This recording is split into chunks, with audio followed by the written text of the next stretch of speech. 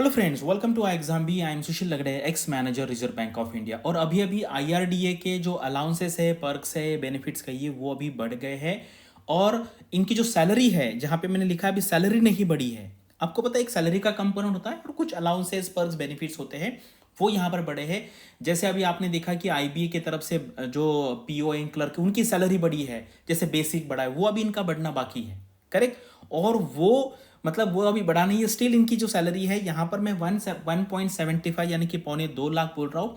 इससे भी ज़्यादा है, लेकिन क्या होता है कभी कभी कुछ लोग आर्गुमेंट मोड में जाते हैं कि सर ये तो बहुत ज़्यादा बोल दे, क्योंकि क्या हो जाता है साइकोलॉजिकली अगर आप देखेंगे ना, तो अगर मान लीजिए किसी को इतनी सैलरी नहीं मिल रही है, दूसरे को मिल रही है ज़्यादा है, तो फिर हम बोलेंगे भाई कितनी है, इन हैंड कितनी आती है। एक बात यहाँ पे आपको समझ लेना है, देखो सैलरी जो होती है ना, पैसे जो हमें मिलते हैं, वो पैसे तो हम खा नहीं सकते। करेक्ट। पैसे का हम यूज़ करते हैं। मान लीजिए मैं प्राइवेट सेक्टर में हूँ, मुझे 2 लाख सैलरी है फॉर एग्जाम्पल, तो मैं क्या करूँगा, मैं 50,000 का घर रेंट पे ले लूँगा।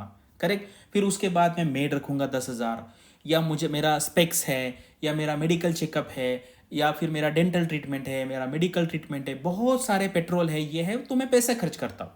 यानी कि मुझे पैसा क्या है, पैसे से मैं गुड्स एंड सर्विसेज खरीदता हूँ। करेक्ट। उसी तरीके से ये जो है, मान लीजिए ये पैसा आपको मिलता है तो हम वैसे खरीदते हैं, हमें हमें तो रहना ही पड़ता है। लेकिन क्या होता है, फिर लोग बोलते हैं कि इन हैंड कितना आएगा। भाई इन हैंड लेके आपको क्या करना है, अल्टीमेटली आपको तो कहीं ना कहीं रहना ही है ना। तो आपको रेंट लेना पड़ेगा, आपको मेड लगाना पड़ेगा, वो सारा काम करना पड़ेगा। इसलिए क्या होता है ना, ये देखो भाई, जिसको समझ में नहीं आएगा वो मत समझो, जिसको ये है, और ये क्लियर कट है इसमें।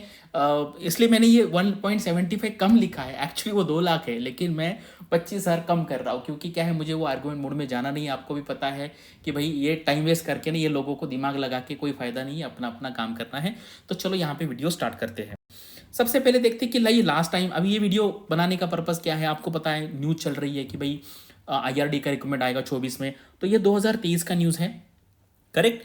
और यहाँ पे कितनी वैकेंसी आई थी, एक्चुरियल जो है उसकी 5 आई थी, फाइनेंस की 5 आई थी, लॉ की 5 है, आईटी की 5 है, रिसर्च की 5 है, और जर्नलिस्ट जो है उसकी 20 वैकेंसी आई थी। इस तरीके से टोटल 45 वैकेंसीज आई थी लास्ट ईयर। करेक्ट। और दिस ईयर भी मुझे लगता है इसके ही आसपास वैकेंसी आने की पॉसिबिलिटी है। तो आप तैयारी चालू रखें। करेक्ट। आप तैयारी यहाँ पे चालू रखें। और अगर आप देखेंगे लास्ट ईयर जैसे 45 पोस्ट के लिए 234 लोगों को बुलाया था इंटरव्यू के लिए, नियर अबाउट 1:5 के रेशियो में बुलाया था। टोटल कितने लोगों ने अप्लाई किया था, जो 20 जर्नलिस्ट वैकेंसी थी वहां पे 15,000 लोगों ने किया था। एक्चुअरीज में देखो 5 में सिर्फ 15 लोगों ने अप्लाई किया था। फाइनेंस में 75 ने किया था, लॉ में 283, आईटी में 311, रिसर्च में 60 लोगों ने अप्लाई किया। तो ये क्या है, लास्ट ईयर कितने लोगों ने इसको ये एग्जाम दिया था उसके बारे में इंफॉर्मेशन। अभी आते हैं, ये जो इंफॉर्मेशन है ये आपको उनके वेबसाइट पे मिलेगी। करेक्ट। ये आईआरडी के वेबसाइट पे ही लिखा हुआ है। और ये कब की सैलरी है, ये सैलरी है 31 जनवरी 2024 की। करेक्ट। अभी अगस्त चालू है, यानी कि ये 7-8 महीने पुरानी वाली सैलरी है। और अगर आप देखेंगे यहाँ पे कितनी सैलरी आ रही है, 1.32 इंक्लूडिंग एचआरए। करेक्ट। एचआरए जो है 34,500 ये एचआरए है। अभी क्या है ये जो पोर्शन आता है ये सैलरी में आता है, और ये एचआरए है। करेक्ट। जैसे आरबीआई में आपको पता है, आरबीआई में लीज होता है, 75,000 का लीज है। और मुंबई में अगर आपकी पोस्टिंग है तो उतना, अगर जो प्राइवेट में रह रहा है उतना भी अपने खीसे से उसको उतना पैसा देना ही पड़ता है। और मुंबई में 75 नहीं, 75 में आपको और 20-25 डाल के 1 लाख रुपए देना पड़ता है पर मंथ। ठीक है, ये हो गया। लेकिन अभी ये जो था, ये सिर्फ सैलरी वाला पार्ट है, और ये आपका एक बेनिफिट पकड़िए आप इसको। ठीक है, एचआरए जो अलाउंस पकड़िए। तो अभी ये सारा बढ़ गया, ये जो है बढ़ गया, और बाकी क्या क्या बढ़ा है वो सारा मैं अगले स्लाइड में बताऊंगा। और यहाँ पे ग्रेड बी भी देख सकते हैं आप, अगर आपको ग्रेड बी देखना है, ये आईआरडीए का ग्रेड बी, नाबार्ड का ग्रेड बी, सेबी का ग्रेड बी, आरबीआई का ग्रेड बी थोड़ा आगे पीछे पकड़ सकते हैं। मैक्सिमम 15-20 हज़ार का ऊपर नीचे होगा, आरबीआई का तो ज़्यादा ही रहेगा। चलिए आते हैं, ये पूरा मैंने यहाँ पे कैलकुलेट किया। तो ये जो है, अभी यहाँ पे हम क्या करते हैं, ये जो सैलरी है जो साइड पे दिखा है इसमें से ये माइनस कर देते हैं। तो ये कितना हुआ, इतना सैलरी हुआ। करेक्ट, 98,289। अभी हम क्या करेंगे, अभी हम सारे अलाउंसेस, पर्क्स, बेनिफिट कहिए वो ऐड करेंगे। इसमें मैंने एलटीसी का नहीं पकड़ा है। करेक्ट। लीव फेयर कंसेशन, यानी कि मान लीजिए आप प्राइवेट में हो, आपकी 5 लाख सैलरी है, घूमने तो जाते ही है ना फॉरेन में। करेक्ट। आप फॉरेन में, मैं काफ़ी यूरोप 2-3 बार गया हूँ, बाकी साउथ ईस्ट एशिया भी गया हूँ, तो वो हम अपने पैसे से जाते हैं, तो यहाँ पे क्या होता है वो आपको देंगे, तो वो भी बेनिफिट ही है। अदरवाइज आपको खुद पैसा खर्च करना पड़ेगा। लेकिन ये कैलकुलेशन में मैंने ये नहीं पकड़ा है, ये आपको कंसिडर करना है। अभी देखो HRA बढ़ के कितना हुआ है, तो ये कितना हुआ है 41,700 पर मंथ। अभी यहाँ पे ना ये जो सैलरी है मैंने तीन टाइप में बोली है। एक ये है अगर आपके 2 चिल्ड्रन हैं, ये 1 चाइल्ड पे है और ये नो चाइल्ड पे है, करेक्ट। क्योंकि चिल्ड्रन का जो अलाउंस है वो 13,500 है, करेक्ट। एक अगर चिल्ड्रन है तुंदा मेले का, 2 है तो फिर ये यहाँ पे 27,000 है, ये है। मैंने वो पकड़ के किया है, ऐसा नहीं है हमने 2। उसके बाद 180 लीटर पेट्रोल मिलता है, ये आप एक्चुअली आपको पैसा मिलेगा, करेक्ट। ये पैसा आपको एक्चुअली मिलता है लेकिन ये क्वार्टरली मिलता है, ठीक है, क्वार्टरली मिलता है। हाउस होल्ड क्लीनिंग 6,750 है, मोबाइल 2,700 पर मंथ है, सोडेक्सो 6,500 है। फर्नीचर जो है आपको अमाउंट मिलता है 3 लाख रुपए मिलता है आपको 5 साल के लिए। तो अगर उसको 3 लाख को मैं अगर 60 से डिवाइड करूंगा तो 5,000 पर मंथ आता है। इसलिए मैंने ये 2 लाख आता है, लेकिन वो 25 मैंने माइनस किया। लेकिन कुछ लोगों को लगता है भाई फर्नीचर का पैसा आप कैसे पकड़ रहे। अगर आप प्राइवेट में भी रह रहे तो मुझे फर्नीचर तो लेना पड़ेगा, और 5 साल में कोई नहीं लेता। अगर नॉर्मल है तो हम 10 साल में फर्नीचर लेते, पता है, 10 साल में, इतना फ्रिक्वेंटली कोई लेता नहीं, ठीक है। उसके बाद न्यूज़पेपर है, पीरियोडिकल बुक्स है, उसका 2700 है। ब्रीफ केस जो है 7,000 मिलता है 1 साल में। आप ब्रीफ केस, पर्स कुछ भी ले सकते हैं उसमें, अगर महीने पकड़ेंगे 600 है। इक्विपमेंट मेंटेनेंस का है, मेडिकल रिम्बर्स है, इतना मिलता है। 12 से डिवाइड करेंगे तो नियर अबाउट 6,000 पर मंथ आता है। एनुअल हेल्थ चेकअप, और ये करना ही पड़ता है। अगर आप प्राइवेट में रहो, गवर्नमेंट में रहो, आपको ऑफिस देता है नहीं देता है, आज के डेट में आपको पता है, हेल्थ अवेयरनेस है, आप पैसा खर्च करना ही पड़ता है। ये देखो इसको डिवाइड किया है।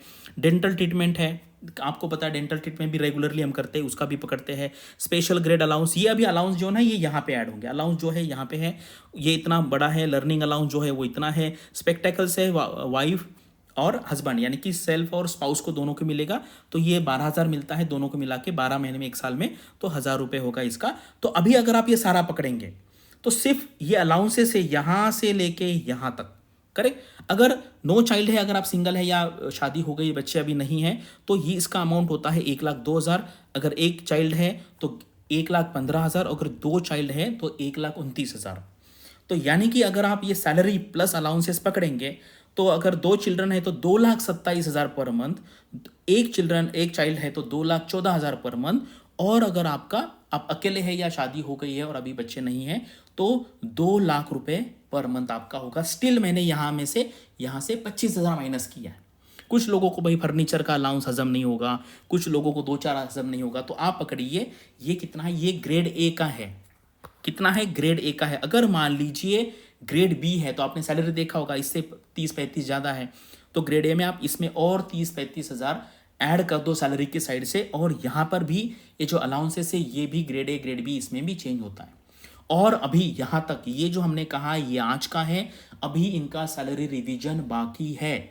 सैलरी रिवीजन हुआ नहीं है। सैलरी रिवीजन होने के बाद आप देखिए ये और 20-25-30 तक और बढ़ेगा, करेक्ट। तो इतना है। और इतना मुझे बताओ, अगर आप प्राइवेट में, एक ने एक्चुअली, एक स्टूडेंट ने मुझे कल भेजा और उसने कहा सर इनका जो अलाउंसेस बढ़ा है वो 30,000 से बढ़ा है और मेरी सैलरी ही 30,000 है।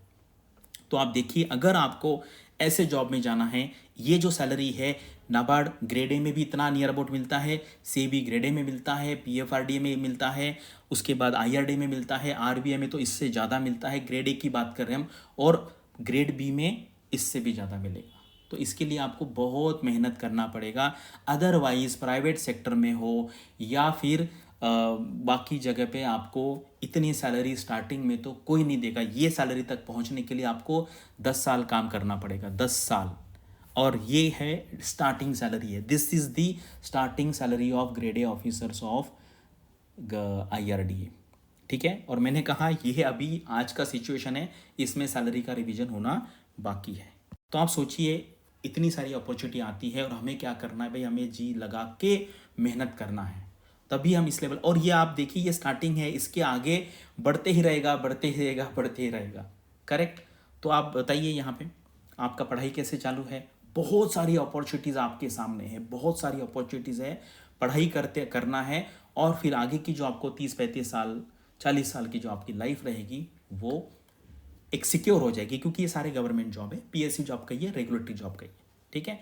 आपको इसके बारे में और कोई जानकारी चाहिए तो कमेंट सेक्शन में पूछिए। Thanks for watching this video and all the best for your studies and upcoming examinations.